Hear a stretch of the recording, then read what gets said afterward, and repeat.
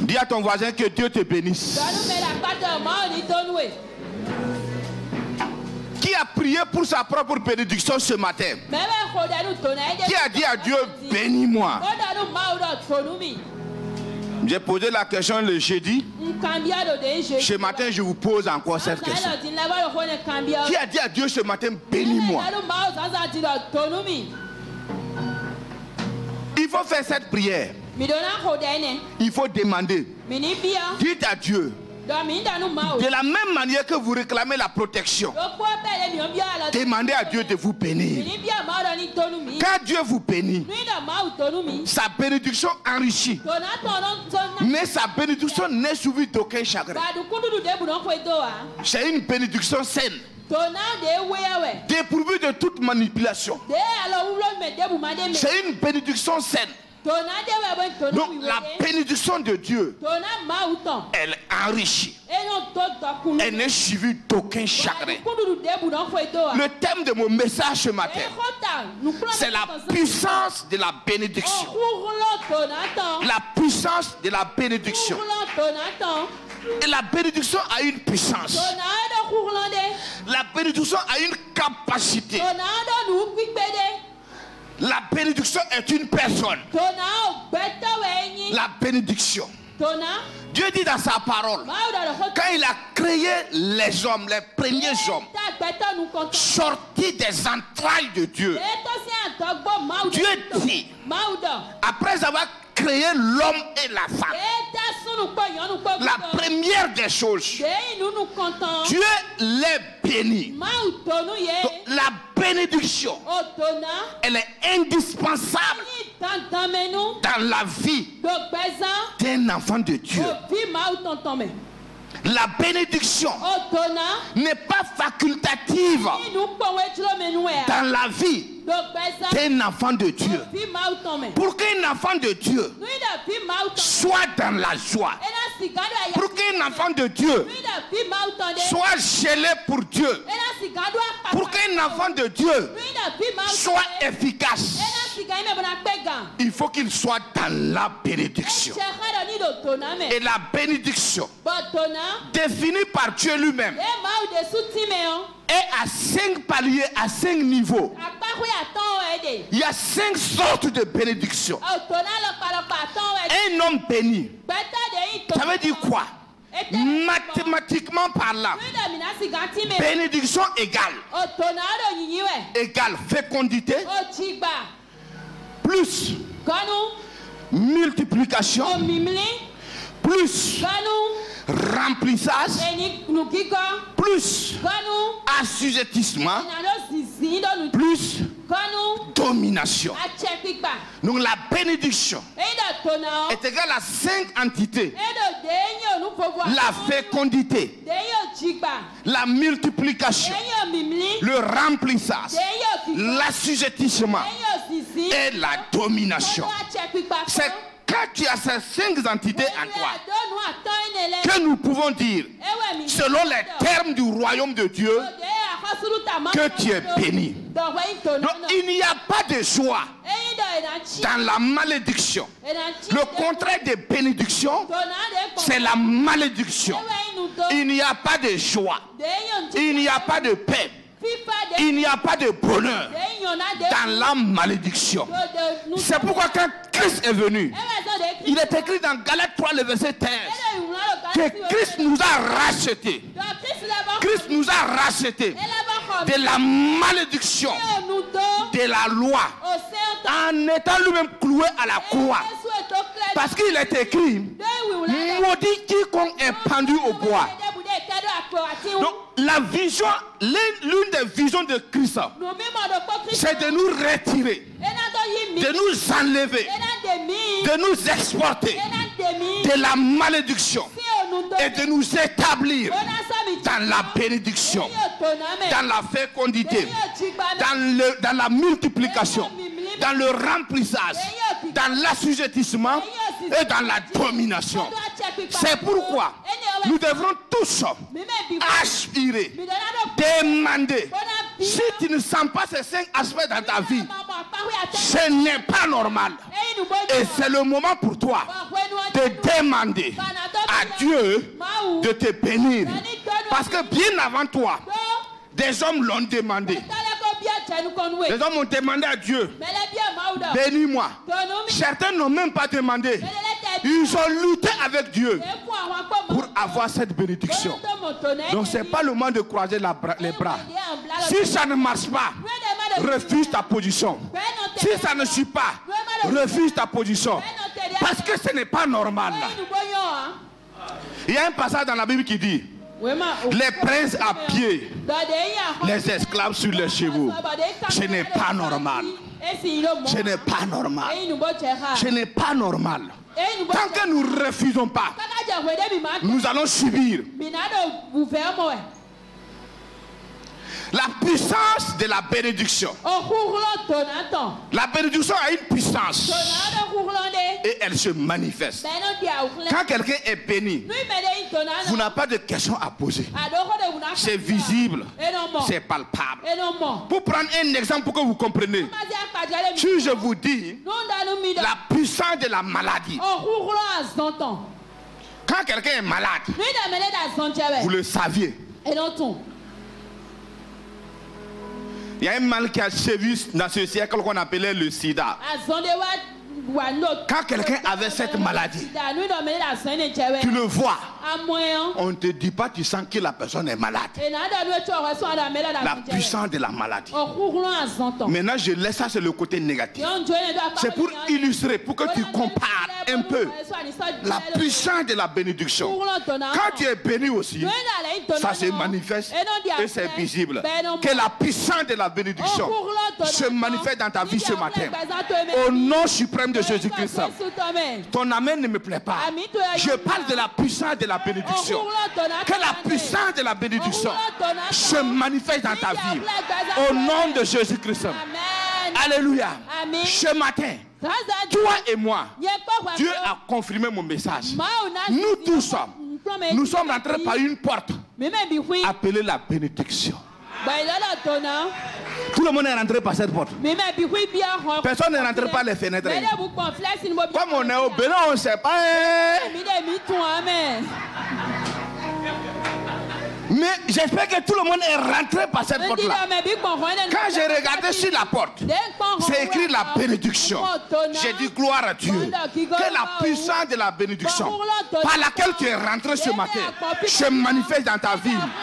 Au nom de Jésus-Christ. Au nom de Jésus-Christ. Dieu va faire des grandes choses pour toi ce matin. Je dis accepte mon message. Tu dis accueille mon message. Si tu ne juges pas mon message, c'est le message d'un homme. Ne regardez pas l'évangéliste Nikéma. Non, le messager importe peu. C'est le message qui est important. Ne regardez pas le messager que je suis. Regardez au message. Quand vous êtes au tribunal et qu'on finit de vous juger, on va vous donner la sentence. Vous ne regardez pas celui qui lit la sentence, mais votre attention est portée sur ce que le messager va dire, ce que celui qui va lire va dire. Quand vous êtes en classe d'examen, vous êtes au bac, on vous dit, candidat approché. Ce n'est pas celui qui va lire les résultats là le problème. C'est le résultat là qui est le problème. Parmi vous et moi, qui se rappelle du nom de la personne qui a lu le résultat de votre examen BPC bac? Ça ne vous intéresse pas. Ça ne vous a pas intéressé. Que ma personne ne vous intéresse pas ce matin. Mais que le message qui sort de moi impacte vos vies ce matin. Le plus important, ce n'est pas le messager, mais c'est le message. De la même manière que tu ne te rappelles pas de la personne qui a lu le résultat de ton baccalauréat, de ton BPC, oublie-moi. Écoute le message. Le message te fera du bien. Le message te fera du bien. Tu rentres dans la bénédiction. Tu rentres dans la bénédiction. Je n'ai pas dit que tu n'es pas béni. Mais je vais voir la bénédiction. Les chrétiens d'aujourd'hui là, je suis béni. Béni est mon nom. que Satan ne veut pas. Ça, c'est mon nom. Mon nom est béni. Béni est mon nom. Que Satan ne veut pas. Ça, c'est mon nom. Éphésiens 1, verset 3. Dieu nous a bénis de toutes les bénédictions célestes à Jésus-Christ. Mais tu as ton nom sur le voisin. Tu as ton nom dans le cahier de crédit de quelqu'un. Et tu dis, je suis béni. C'est pas normal. Dis avec moi, c'est pas normal. Je ne dis pas que vous n'êtes pas béni. Je ne dis pas que vous n'êtes pas sauvé. Je ne dis pas que l'Esprit de Dieu n'est pas en vous. Mais je veux voir la manifestation réelle et palpable, authentique de la bénédiction de Dieu en vous. C'est pourquoi je refuse ta position actuelle. Et je refuse ma position actuelle. Je veux aller à un nouveau palier. Je veux aller à un nouveau niveau. Il faut que les gens voient. Il faut que les gens certifient que Dieu est vraiment avec moi. Dis avec moi encore. Seigneur, bénis-moi. Seigneur, bénis-moi. Donc, Dieu vous a béni. Vous êtes béni. Mais il faut que ça se manifeste. C'est de la manifestation que nous parlons. Il te faut de la foi pour rentrer dans cette bénédiction-là. Mais je suis en train de te communiquer la parole de la foi. Parce que la foi vient de ce qu'on entend. Et ce qu'on entend vient de la parole de Dieu. Je vais activer ta foi ce matin pour que tu puisses rentrer dans la bénédiction et devenir prospère. Que l'ange de la prospérité soit avec toi. Ton amen là ne me plaît pas. Regarde, il s'agit de ta bénédiction. Est-ce que tu peux te projeter dans 5 ans? Être l'homme le plus heureux. La bénédiction, elle n'est pas financière seulement.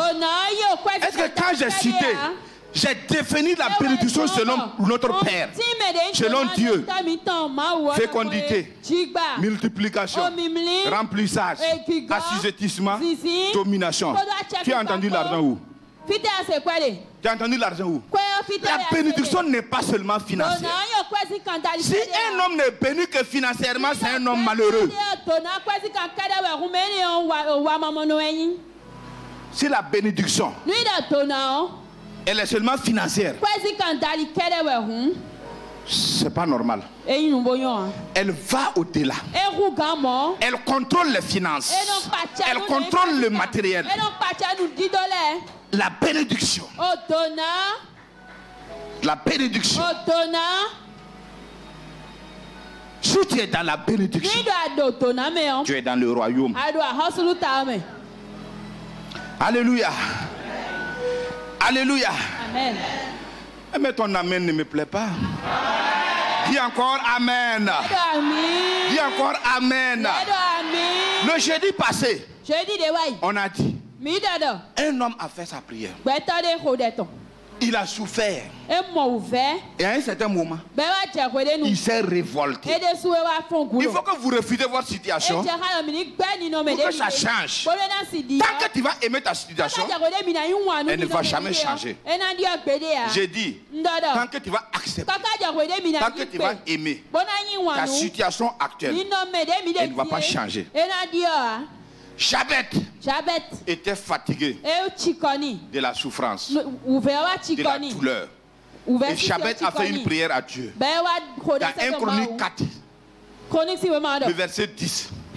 Jabet dit à Dieu: si tu me bénis, c'est le mot directeur. Si tu me bénis, après il a dit et que tu étendes mes limites, c'est la suite de la bénédiction. Parce que la bénédiction, on a parlé de multiplication. S'il y a multiplication, il y a expansion. Donc étendre mes limites là, ça y est dans la bénédiction. Protection là, ça y est dans la bénédiction. Tout ce que Jabez a dit après là, c'était des répétitions. Ça y est, le mot clé, c'est la bénédiction. Jabez dit à Dieu, si tu me bénis.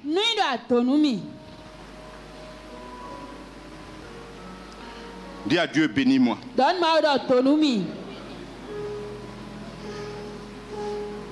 Tu dois être béni jusqu'à ce que toi-même tu sois une source de bénédiction.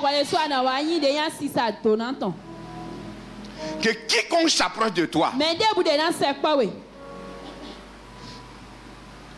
est aussi dans la bénédiction. Et tu dois bénir en retour. C'est celui qui est béni qui bénit. Si tu n'es pas béni, tu ne peux pas bénir. J'ai dit, c'est celui qui est béni qui bénit. Ah, comme tu n'as pas dit amen là, tu ne crois pas. J'ai dit, c'est celui qui est béni qui bénit. C'est pourquoi je prie que vous soyez bénis au nom de Jésus-Christ. J'ai dit le jeudi passé là. Dans les 5 ans, les 3 ans, les 5 ans là. Si tu n'es pas dans cette assemblée là, on doit savoir que tu n'es pas venu. Quand tu es béni là, ton absence est constatée et ta présence est remarquée. Que Dieu t'amène à ce niveau là au nom de Jésus-Christ. Quand tu es béni là, s'il y a réunion, si tu n'es pas là, on commence pas. On dit attendez d'abord. On va attendre 5 minutes d'abord. Et on va t'appeler. Tu es à quel niveau? Tu dis non, il y a embouteillage. Mais j'arrive. Que Dieu t'amène à ce niveau-là. C'est bien d'être béni. Il n'y a aucun intérêt dans la pauvreté. Aucun avantage. Si tu en as, il faut me citer 5. Premier avantage de la pauvreté. Deuxième avantage de la pauvreté. Troisième avantage de la pauvreté. Vous êtes intelligent, hein? Vous savez que le peuple béninois est intelligent, non? Trouvez-moi quand même. Le quatrième avantage de la pauvreté. Non, non, ne me dites pas ça. Bon, au moins, le cinquième avantage de la pauvreté. Mais pourquoi vous voulez accepter la pauvreté? Dis, je refuse la pauvreté. Je renie la pauvreté.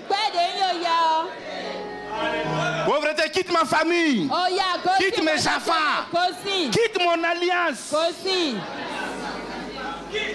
Quelque chose où il n'y a pas avantage, pas normal. Alléluia. Amen. J'avais dit à Dieu, bénis-moi. La Bible dit que Dieu l'a béni. À la fin du passage, verset 10, on dit Dieu accorda ce qu'il a demandé. Donc Dieu l'a béni. Un autre homme aussi, lui va demander à Dieu de le bénir. Il s'appelle Jacob. Lui, il a demandé. Il n'a pas eu. Il a lutté. Mais l'histoire de cet homme-là, là où ça me frappe là, l'histoire de cet homme-là, mais il avait reçu une bénédiction. Puisque au soir de la vie d'Isaac, Isaac dit sa bénédiction a été une bénédiction manipulée.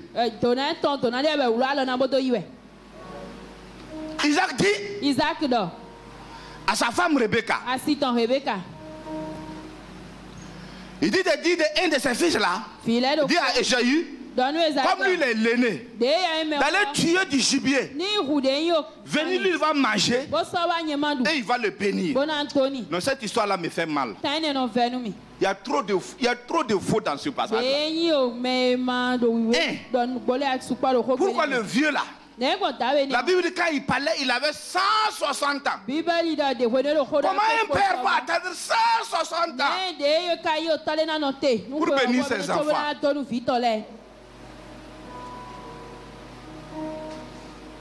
Tu attends 160 ans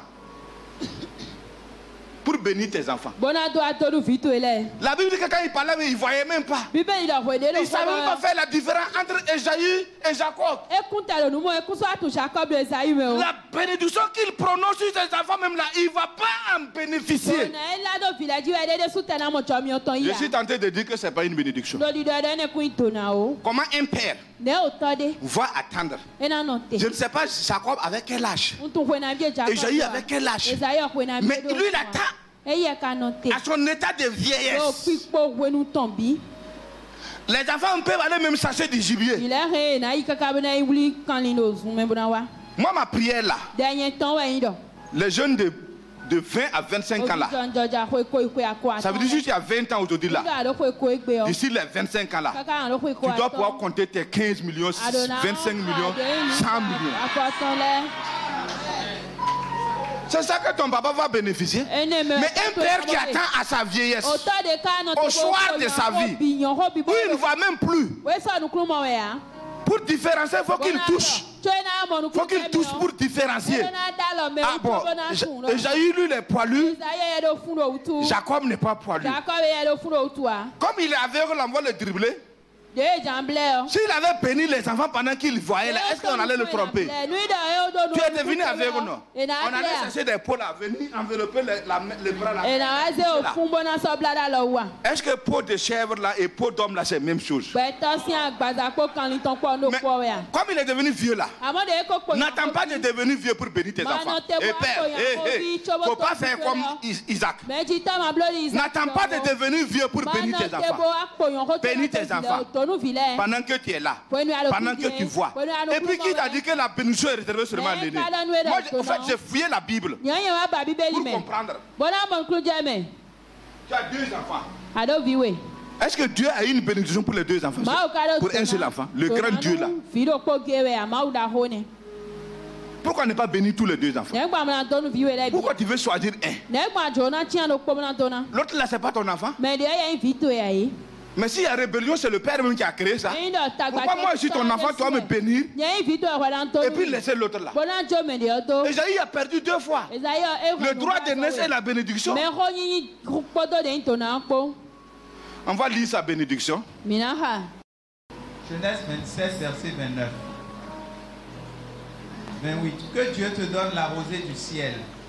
Voilà, que Dieu te donne la rosée du ciel, et de la graisse de la terre, de la graisse de la serre, du blé et du vin en abondance. Du blé et du vin en abondance. Que les peuples te soient soumis. Que des peuples te soient soumis. Et que des nations se prosternent devant toi. Des nations se prosternent devant toi. Sois le maître de tes frères. Sois le maître de tes frères. Et que les fils de ta mère se prosternent devant toi. Et que les fils de ta mère se prosternent devant toi. Maudit soit quiconque te maudira. Maudit quiconque te maudira. Et béni soit quiconque te bénira. Béni soit quiconque te bénira. Voilà la bénédiction prononcée par Isaac sur son fils. Sur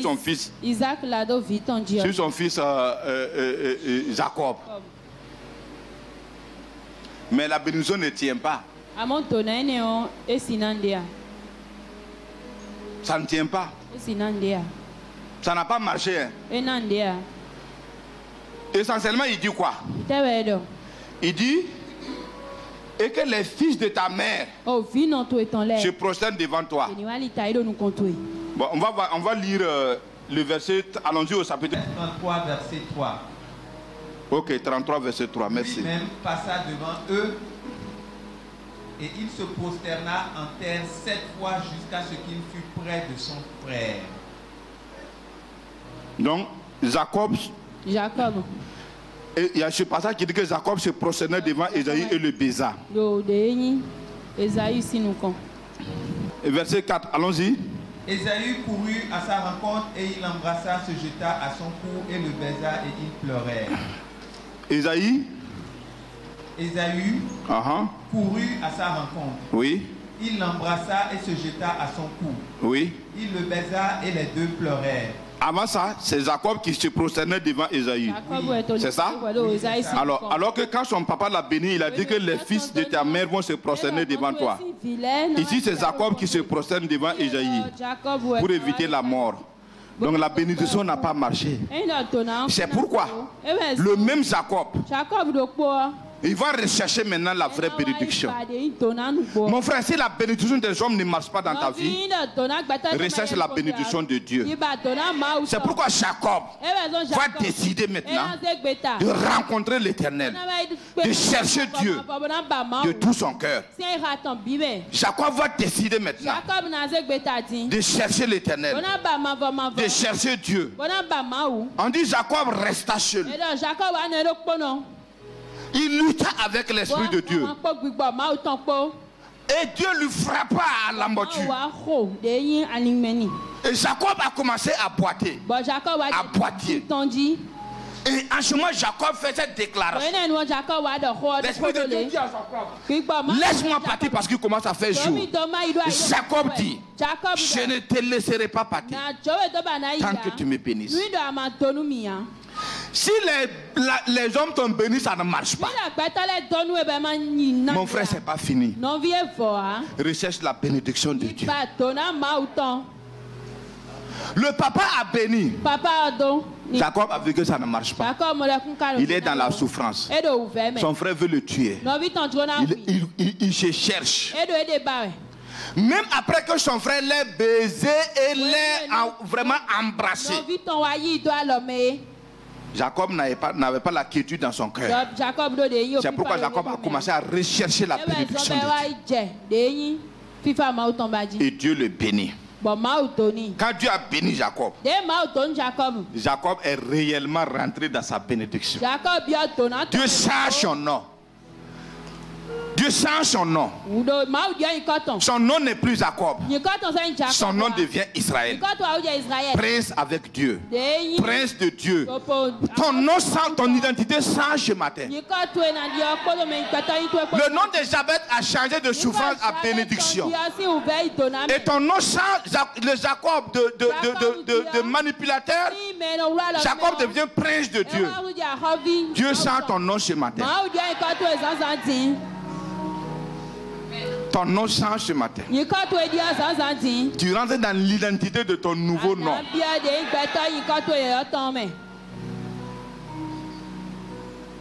Dieu bénit Jacob.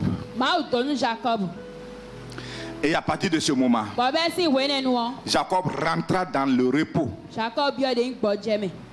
Jacob rentre dans le repos avec Dieu.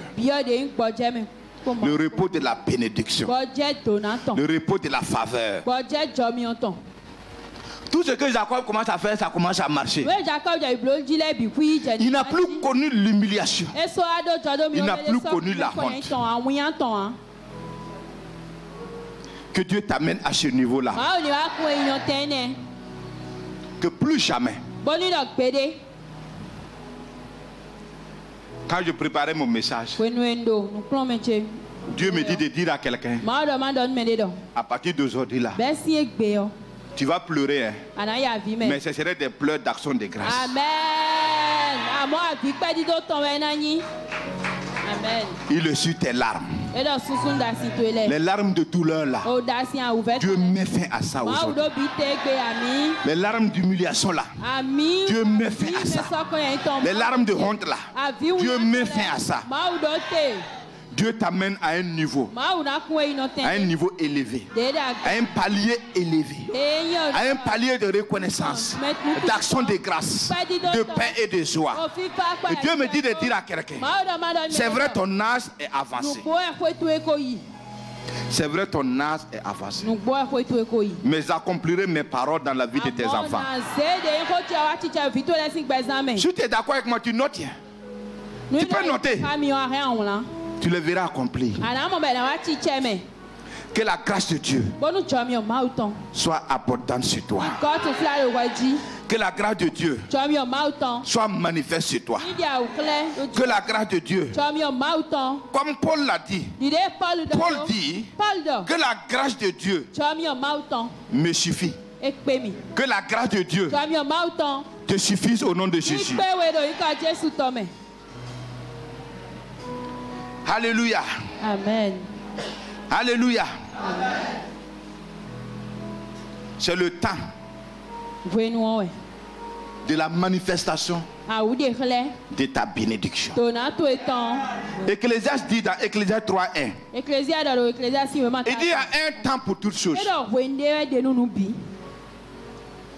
Un temps pour pleurer, un temps pour rire, un temps pour mourir, un temps pour naître, un temps pour s'aimer, un temps pour récolter, un temps pour planter, un temps pour déraciner, un temps pour bâtir. Il y a Dieu en matière de temps. Dieu est légaliste. D'abord, il a donné 24 heures pour tout le monde. Personne de nous a plus de temps que l'autre. C'est la gestion de ton temps qui est le problème. Un homme béni, c'est un homme qui sait utiliser son temps. Je vois des gens qui disent je tue le temps. Toi, tu en as tellement jusqu'à tu tues. Que je tue le temps. Pendant ce temps, d'autres cherchent le temps même pour se reposer, ils n'en ont pas. Et lui, il tue le temps. Quitte d'en tuer le temps au nom de Jésus maintenant. Dis Amen, mon frère. Dis encore Amen. Tu ne vas plus tuer le temps. À partir d'aujourd'hui, tu vas rechercher le temps. Dieu a donné 24 heures au blanc, 24 heures au noir, 24 heures aux français, 24 heures aux anglophones, 24 heures au Bénin, 24 heures au Burkina. Dieu a donné 24 heures à tout le monde. C'est la gestion de ton temps là qui cause problème. Mais en même temps, Dieu dit qu'il a chaque chose à son temps. Il n'a pas tout défini dans Ecclésiaste 3 là. Il y a un temps pour dormir, il y a un temps pour se lever, il y a un temps pour manger, il y a un temps pour travailler. Il ne faut pas confondre les temps. Donc l'utilisation de ton temps dans la bénédiction est très importante. Il y a un temps pour étudier, il y a un temps pour travailler. Pendant le temps de tes études, consacre-toi à tes études. Il dit il y a un temps pour danser, il y a un temps pour pleurer, il y a le temps de résistance devant. Si tu confonds les temps, tu mélanges la bénédiction. Le Saint-Esprit est un Dieu d'ordre. Pour réussir, nous devrons être des planificateurs. Écrivez ça. Ça veut dire à partir d'aujourd'hui là, tu dois faire ce qu'on appelle le planning de ma vie. My planning life. Le planning de ma vie. Ceux qui ne se sont pas encore mariés là, d'ici chez moi là, dans ton cahier là, tu sais que tu dois suivre. On doit voir dans à telle année là, je dois me marier.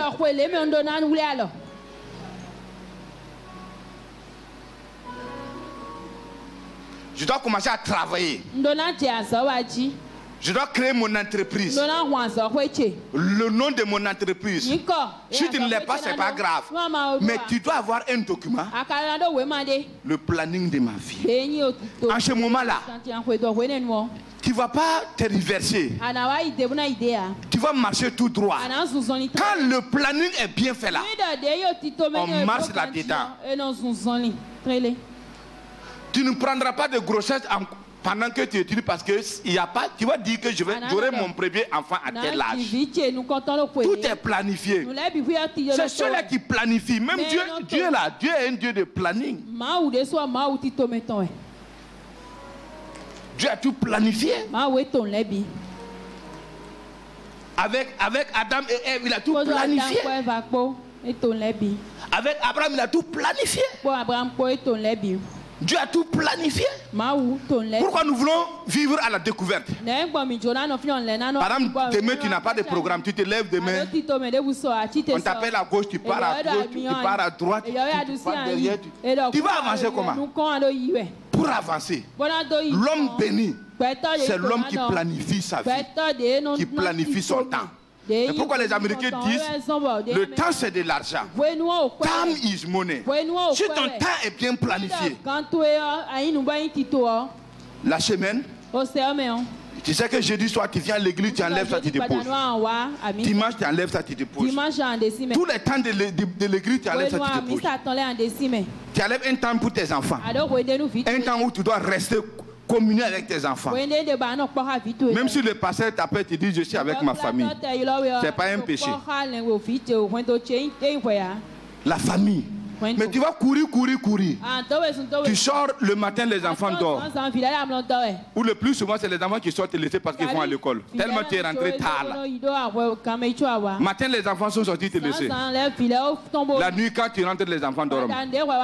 Tu fais ça 1 mois, 2 mois. Tu mélanges la famille. Tout ça, c'est la bénédiction. Un homme béni, c'est un homme qui vit dans une dimension planifiée. Je viens de dire quelque chose. Je n'ai pas dit que tous les jours, j'ai dit quand tu planifies, tu es avec ta famille. Il ne faut pas tous les jours le pasteur va appeler l'évangile et dire que je suis avec ma famille. C'est pas ça. D'accord. Je parle selon le royaume. Si tu es vraiment avec ta famille, en train de communier, en train de méditer, ou vous êtes sortis ensemble, ça c'est le royaume. Mais je ne te donne pas l'occasion de mentir. Le pasteur t'a pas dit, le pasteur je suis avec ma famille. C'est évangile Nikema dit que si tu m'appelles là, tu dis que je suis avec ma famille. C'est pas ça. Alors je reviens dans le royaume. Je parle des principes du royaume. Alléluia. Amen. Alléluia. Amen. Après ce temps-là, puisque l'homme béni porte des fruits.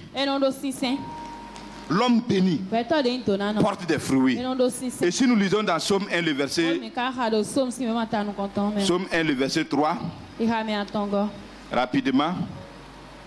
Somme 1, le verset 3. Il est comme un arbre planté près d'un courant d'eau. L'homme béni est comme un arbre planté auprès d'un courant d'eau. Qui donne son fruit en sa saison. Qui donne son fruit en sa saison. Et dont le feuillage ne se flétrit point. Tout ce qu'il fait lui réussit. L'homme béni là, tout ce qu'il fait, lui réussit. Il y a un aspect que je voudrais que vous saisissiez. L'homme béni là, son feuillage ne se flétrit jamais. Ça c'est l'aspect général. Mais quand tu as porté les fruits, chaque homme béni portera ses fruits en son temps, en sa saison. Tu n'as pas la même saison que ton voisin. Peut-être que c'est le temps de porter des fruits de ton voisin, parce que c'est sa saison. Toi aussi ta saison viendra. L'homme béni portera ses fruits en sa saison. C'est pourquoi il n'y a pas de concurrence. Pendant la période des mangues, il n'y a que les mangues qui portent les fruits. Les goyaves, et ils attendent leur saison. Peut-être que tu es un manguier. Tu portes tes fruits maintenant. Mais celui qui est le goyavier attendra sa saison. Lui aussi en sa saison, il portera ses fruits. Et le manguier attendra aussi sa saison. Mon frère, c'est pour te dire, dans le royaume, chacun porte ses fruits en sa saison. Alléluia! Chacun porte ses fruits en sa saison. Mais l'aspect général, le feuillage, la vie doit être là. Tout le monde Le feuillage est là. Mais concernant les fruits, chacun porte ses fruits en sa chair. J'ai étudié l'histoire des arbres. Et j'ai vu un arbre qui porte ses premiers fruits à 75 ans. Lui porte ses premiers fruits à 75 ans. Bon, qu'il n'y ait pas cet arbre-là, vraiment. Vraiment.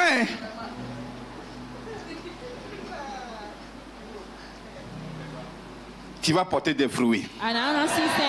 Dis à ton voisin, tu vas porter des fruits.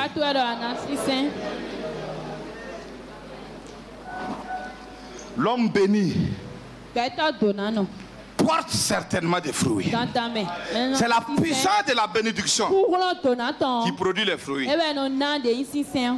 Et amen. Et la puissance de la bénédiction qui produit les fruits. Et tu porteras des fruits. Ton entreprise portera des fruits. Chacun en sa saison. N'oubliez pas ça.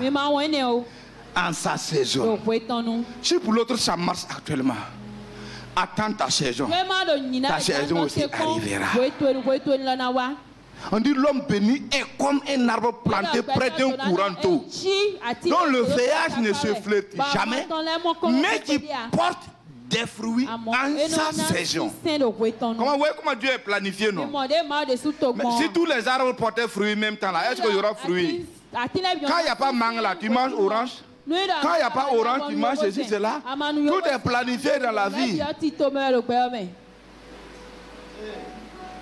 Pour que rien ne nous manque. Et puis il y a fruits secs, il y a fruits, il y a fruits charnus.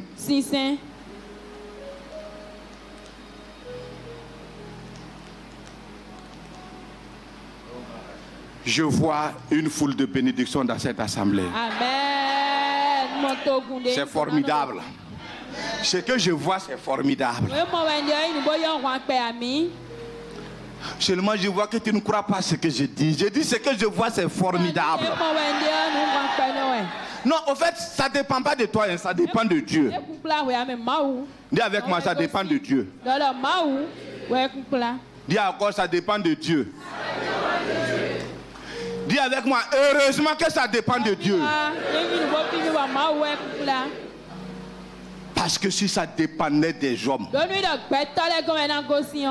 si ton mariage dépendait des hommes, si ton travail dépendait des hommes, si ta vie même dépendait des hommes, si ta santé dépendait des hommes, il y a longtemps tu as quitté cette terre-là. Dis encore, heureusement que ça dépend de Dieu. Ça ne dépend pas des hommes. Ma bénédiction ne dépend pas des hommes. Ma bénédiction dépend de Dieu. Que les hommes veulent qu'ils ne veulent pas, ça dépend de Dieu.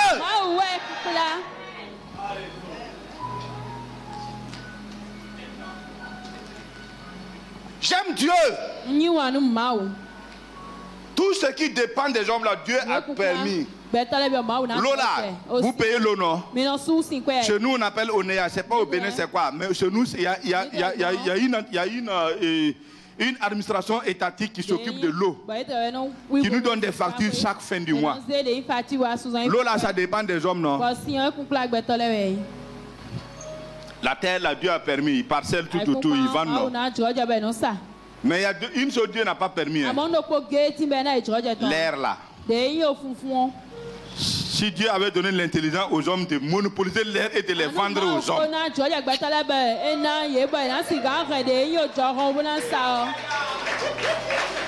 Dieu a tout donné. Il a permis à l'homme, tu peux vendre l'eau, tu peux vendre la terre, tu peux vendre les médicaments, tu peux vendre les habits, tu peux vendre les saucisses. Bon, mais même là, les femmes ont allé inventer encore tout ça, c'est bon. Mais Dieu n'a pas donné l'intelligence à l'homme de maîtriser le système de l'air. Parce que s'il fallait payer l'air pour respirer,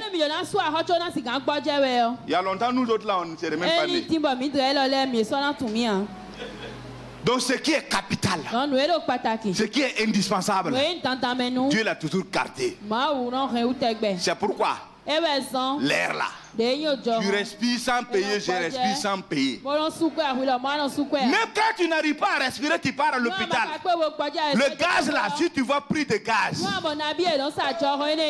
Gaz qu'on met là, si tu vois prix qu'on va te facturer. Vraiment que Dieu là, il est merveilleux. Donc dis avec moi, heureusement que ça dépend de Dieu.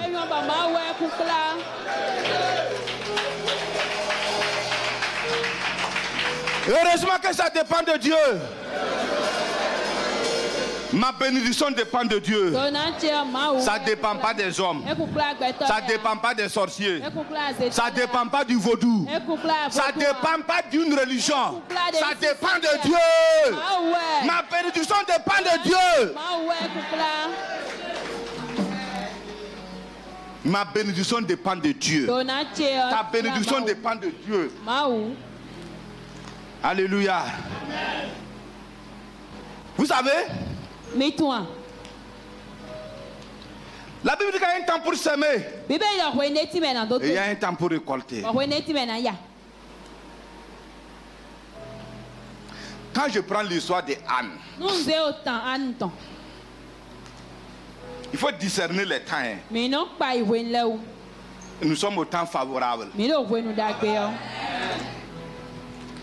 Anne est allée à Siloé pour prier.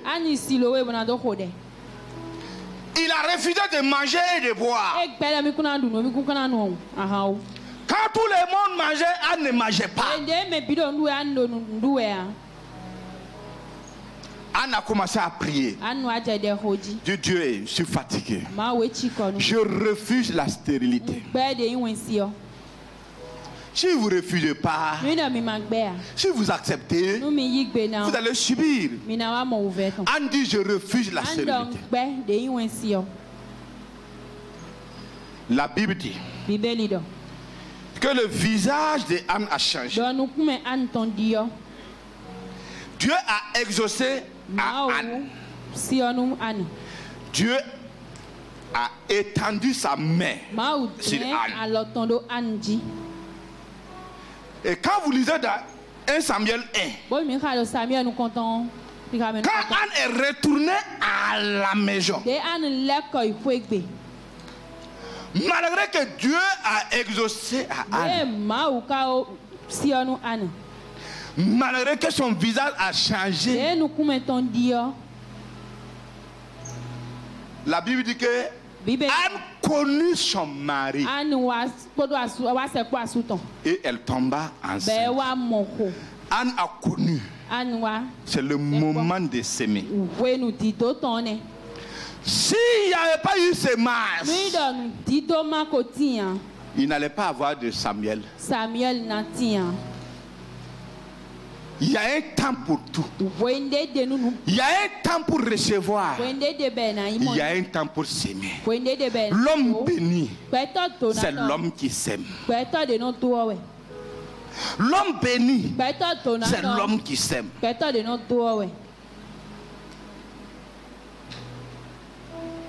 Si le paysan n'a pas semé, il ne va pas récolter. S'il n'y a pas eu de semences, il n'y aura pas de multiplication. L'homme béni, c'est l'homme qui s'aime. Il y a le temps de s'aimer. Il y a le temps de récolter. Que Dieu vous amène à discerner, à reconnaître les saisons. Si tu sèmes en saison 16, tu ne vas pas récolter. Il a commencé à pleuvoir. Si tu sèmes, pendant qu'il pleut, ça va germer, ça va sortir. Ça va germer, ça va sortir.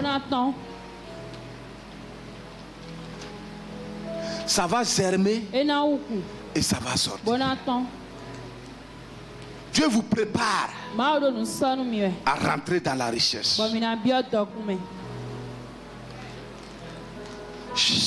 Jeudi, j'ai prié pour les entrepreneurs. Pendant que je priais pour ce message, je veux Dieu me dit, c'est une parole de sagesse que je vous donne. Je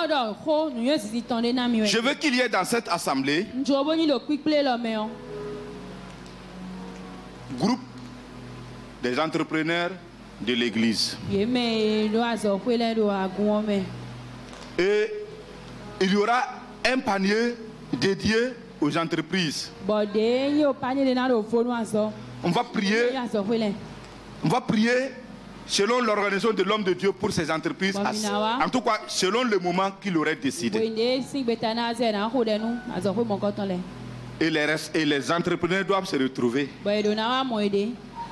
Ceux qui sont plus élevés dans le domaine, ils vont accompagner les plus petits. J'ai vu dans cette église le peuple d'Israël où les grands soutiennent les petits. Ne rentrez pas dans l'histoire des prêts. Ne prêtez pas. S'il veut prêt, il n'a qu'à aller en banque. Je parle des idées. Parce que si vous commencez à vous prêter, le groupe là ne fera pas 3 mois. Dans le groupe là, j'interdis les prêts. Il n'y a pas prêt. Il n'y a pas prêt d'argent. Mais les grandes personnes, ceux qui sont déjà focus dedans, vous allez aider les plus petits. Et pas des idées. Et dans les 5 années à venir là, cette église sera une église d'entrepreneurs.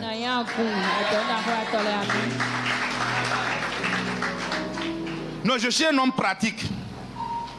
Je suis un homme pratique. Je ne sais pas si c'est ce comité des hommes, des entrepreneurs. Je préfère entrepreneur. Je ne veux pas le nom homme d'affaires là. Je préfère entrepreneur. Quand on dit homme d'affaires, c'est homme d'affaires. Je préfère entrepreneur. Groupe des entrepreneurs de l'église. Vous aurez une réunion soit une fois dans le mois ou 2 fois dans le mois. Et il y aura un panier qui sera dédié à vos sujets. On va prier. Et ceux qui doivent créer les entreprises, vous créez les entreprises. Je veux que l'église soit une église d'entreprise. L'église d'entrepreneurs. Ceux qui ont une entreprise doivent passer à 2, 3 entreprises. Ceux qui n'en ont pas doivent avoir. Parce que la bénédiction de Dieu va s'attacher sur tes entreprises. Et c'est par tes entreprises-là que tu seras béni. Sinon, il ne faut pas qu'on va augmenter ton salaire. On n'a qu'à le multiplier, tu ne seras pas béni. Augmentation de salaire ne bénit pas quelqu'un. Multiplication même de salaire ne bénit pas quelqu'un. Mais quand c'est l'entreprise, la bénédiction va s'attacher à ton entreprise. Tu deviens un homme spécial. C'est ça que je veux voir en vous. C'est des sujets qui ne sont pas enseignés dans les églises. On va te parler de quoi, mais si l'église, s'il n'y a pas de porteurs de fonds, je prie qu'à partir de ce jour-là, que des porteurs de fonds soient levés dans cette assemblée au nom de Jésus-Christ. Le nom, on appelle ça porteur de fonds. Dieu te donne des fonds pour son royaume. Que des porteurs de fonds soient levés dans cette assemblée au nom de Jésus. Ah, ton amen ne me plaît pas. Donne-moi un bon amen.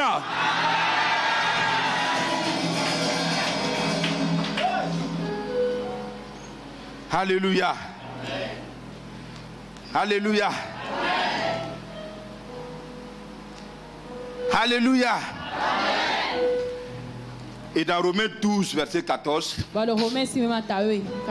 j'ai dit en commençant que c'est celui qui est béni, qui bénit. Qu'est-ce qui est écrit? Romains 12, verset 14. Bénissez et ne maudissez pas. C'est ce qui est écrit. Faut lire. Bénissez ceux qui vous persécutent. Bénissez ceux qui vous persécutent. Bénissez et ne maudissez pas. Et Dieu Dieu donne un ordre. C'est un ordre. Il dit bénissez et ne maudissez pas. Que Dieu remplisse ta bouche de bénédictions. À partir d'aujourd'hui là, il faut bénir seulement. Il faut bénir seulement. Il faut bénir seulement. Moi dans mes écrits, je termine toujours. Que Dieu vous bénisse abondamment. Et dans mes entreprises, dans les entreprises de madame, j'ai dit, quand vous faites des notes, quand vous faites des lettres, quand vous faites des correspondances, terminez toujours que Dieu vous bénisse abondamment. Et depuis que nous faisons ça, Dieu bénit toujours abondamment. Il faut apprendre à bénir. Bénissez seulement. Bénissez. Il dit bénissez ceux qui vous persécutent. Si on peut bénir ceux qui vous persécutent là, ceux qui vous persécutent pas, il faut les bénir seulement. Bénissez et ne maudissez pas. Alléluia. Soyez des hommes de bénédiction. Soyez des femmes de bénédiction. Et c'est pas ça de Jean 10. La partie B. Jean 10. La partie B. Oui. Moi, je suis venu. Dis-moi Jésus. Moi, Jésus. Oui. Je suis venu. Afin que les brebis aient la vie. Qu'elles soient dans l'abondance. Et qu'elles soient dans l'abondance. Tu connais l'abondance? Demande à ton mari, tu connais l'abondance. Tu connais l'abondance? Tu connais les effets de l'abondance? Bon, je vais poser une question. Qui, avant de venir à cette culte-là, avait l'embarras de soi sur eux? Il a pris cet habit porté. Bon, il a vu non, l'autre est mieux. Qui a changé un habit, deux habits? Tu commences à rentrer dans l'abondance. Qui a voulu voir, bon, je viens avec la Mercedes, non, je préfère la Toyota, non, je laisse la Toyota, bon, je préfère la Hyundai, bon, je laisse tout ça, bon, je vais la BMW. Qui a fait l'embarras de choix pour un véhicule pour venir à l'église ce matin? Bon, ça, il n'y en a pas. Que tu rentres dans ça au nom de Jésus-Christ. Dieu te donne un parc. C'est quand il y a parquet, il y a embarras de soi. Tu vas venir à l'église, tu ne sais pas quel véhicule je vais utiliser pour. C'est ça l'abondance. Les soucis, bon, ça au moins. Mais si tu n'as qu'un seul habit, est-ce qu'il y a choix? Tu as lavé ça la nuit pour porter demain matin, il n'y a pas de choix. Tu quittes dans ça au nom de Jésus-Christ. De la même manière que tu as l'abondance des habits là, que tu rentres dans l'abondance du matériel. Matériel, véhicule. Bon, je ne parle pas de moto, excusez-moi. Moto là, allons-y dans le véhicule en même temps. La Bible dit que Christ est venu. Bon, si vous voulez, je vous fais le parenthèse. On dit Satan est venu pour égorger, pour tuer, pour détruire. Est-ce que ça nous intéresse? Mon frère, est-ce que ça t'intéresse? Mais pourquoi ce verset-là même là? Pourquoi même tu aimes lire ça même? Mais Jésus dit que mais moi je suis. Mais c'est pour Jésus qui m'intéresse. Jésus dit que moi je suis venu pour que mon peuple ait la vie. Donc si tu ne vis pas, c'est pas normal. S'il n'y a pas la vie en toi, c'est pas normal. La vie là, c'est pas toi. Hein. Ton foyer doit vivre. Quand on regarde ton foyer là, on doit savoir que ton foyer vit. Quand on regarde ta famille là, on doit savoir que ta famille vit. Quand on regarde tes études là, on doit savoir que tes études là vivent. Quand on regarde ton travail là, on doit savoir que ton travail vit. Quand on parle de la vie là, on dit la vie. La vie c'est différent des vies. Ah, j'allais oublier. Quand on parle de la bénédiction, on ne parle pas des bénédictions. C'est comme on parle du péché. On ne parle pas des péchés. Quand la Bible parle de la bénédiction, il parle de la bénédiction inscrite dans Genèse 1, le verset 27 à 28. Quand la Bible parle de la bénédiction, il parle Il parle de la fécondité, de la multiplication, du remplissage, de l'assujettissement et de la domination.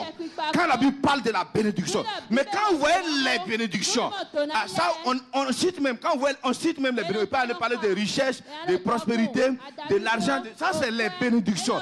Mais la bénédiction là, le terme originel là, la bénédiction là, c'est ce que je vous ai cité.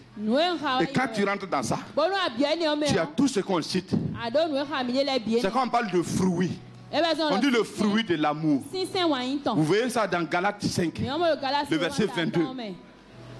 On parle aussi du fruit aussi du royaume de Satan. Vous voyez ça dans Galates 5. Donc la Bible là, elle est tellement précise, elle est tellement exacte qu'on ne se trompe pas.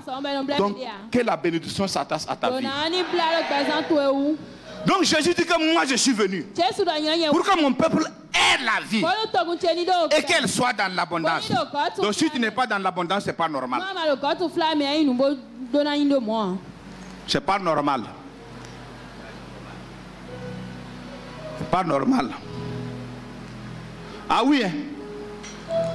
Parce que Jésus est venu pour que tu sois dans l'abondance. Parce que je vous dis quelque chose. Si tu n'es pas dans l'abondance, Satan va toujours venir. Satan vient toujours quand il y a le manque.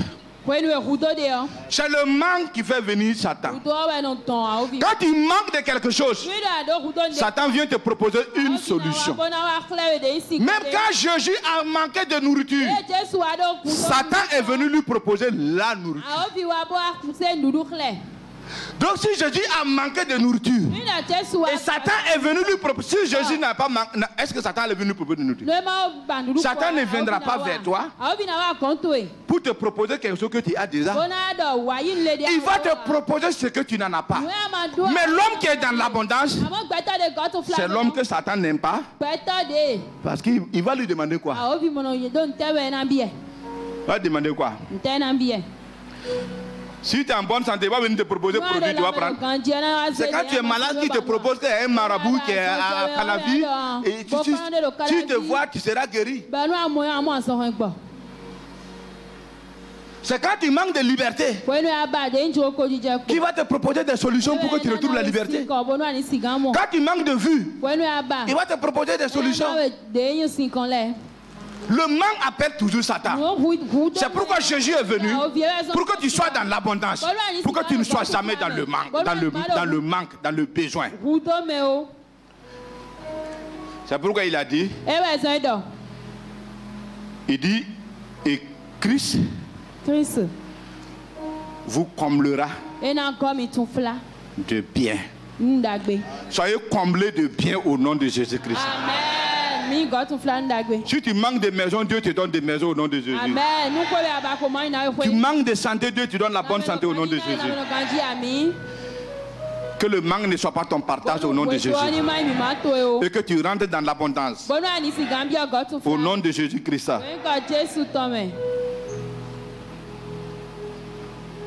Peuple de Dieu, ma prière. Je n'ai pas fini mon message, je vais m'arrêter là. Ma prière. Je soupire de tout mon cœur.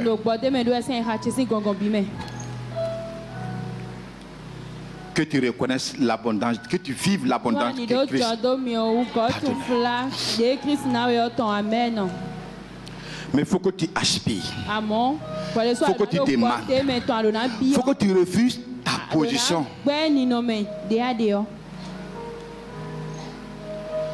Dieu peut.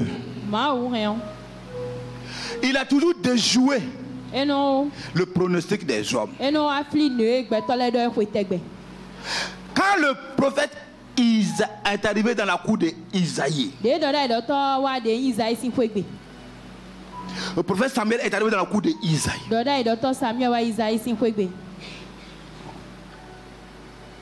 On a fait venir les gens qui étaient comme moi là. Oui, c'est l'aîné, il est grand, il a la taille, il ressemble à un chef. Là aussi, heureusement que ça ne dépend pas des hommes. Si ça dépendait des hommes, David n'allait pas être roi en Israël.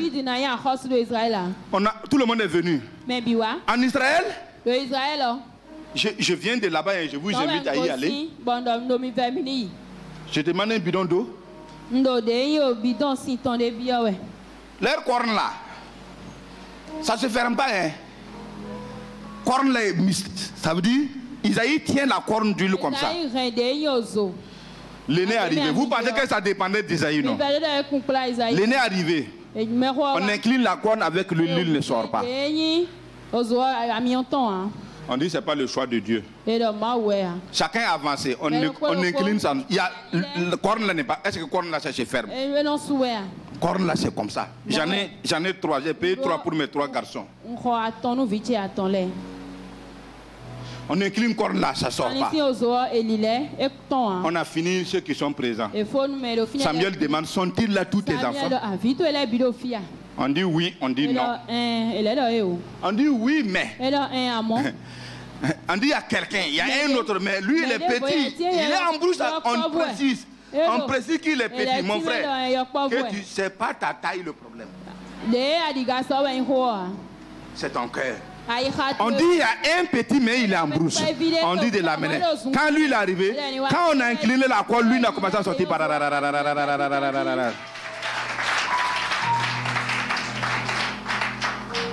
Heureusement que ça ne dépend pas des gens.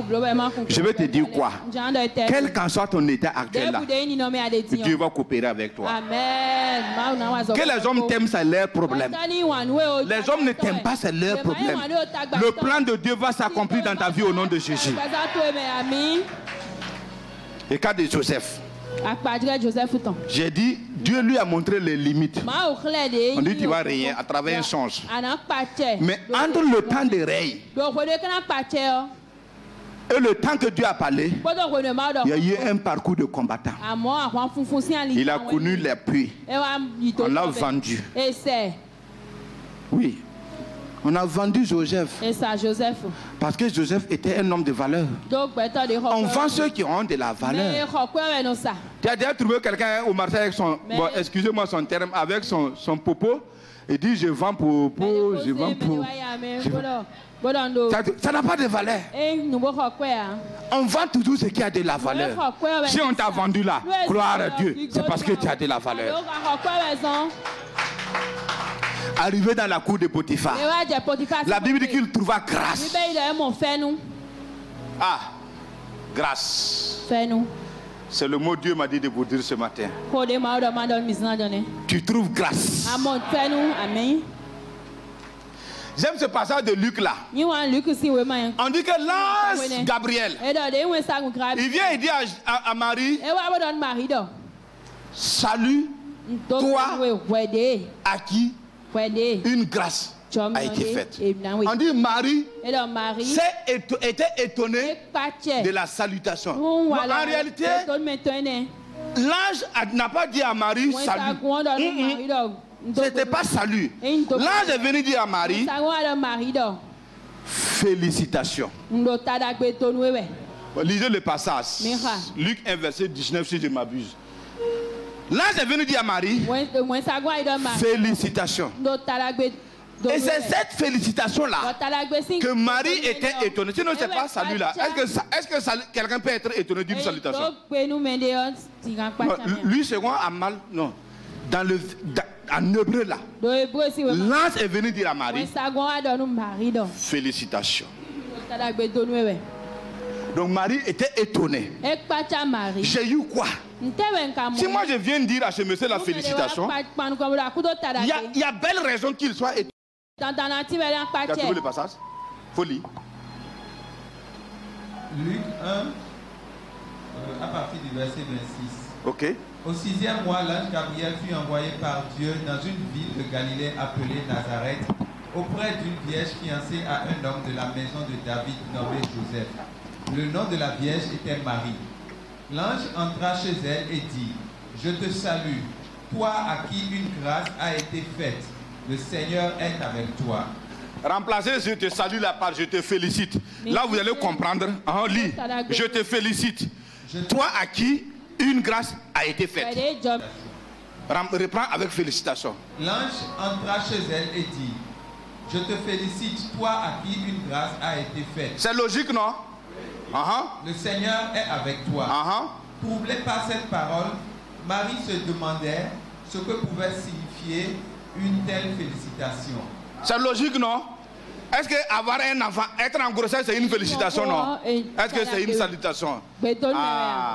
Donc, ce que je voudrais te dire ce matin, je termine mon message en te disant félicitations. Amen.